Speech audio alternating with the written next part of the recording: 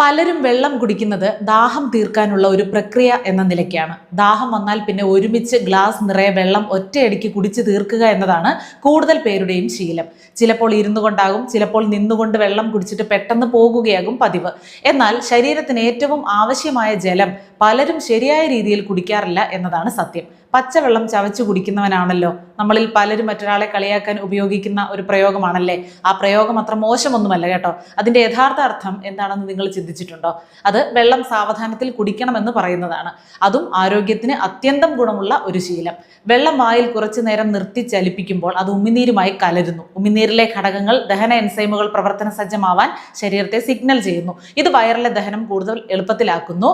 വെള്ളം അതിവേഗത്തിൽ കുടിക്കുന്നത് അപകടകരം എന്ന് പറയാൻ കാരണം വായ, തൊണ്ട, വയറ് ഇവയുടെ ഏകോപനം തെറ്റാം. ആസിഡിറ്റി, തൊണ്ടക്കുരു തുടങ്ങിയ പ്രശ്നങ്ങൾ വരാം. ചിലർക്ക് പെട്ടെന്ന് ചുമയോ ശ്വാസമുട്ടലോ ഉണ്ടാവും.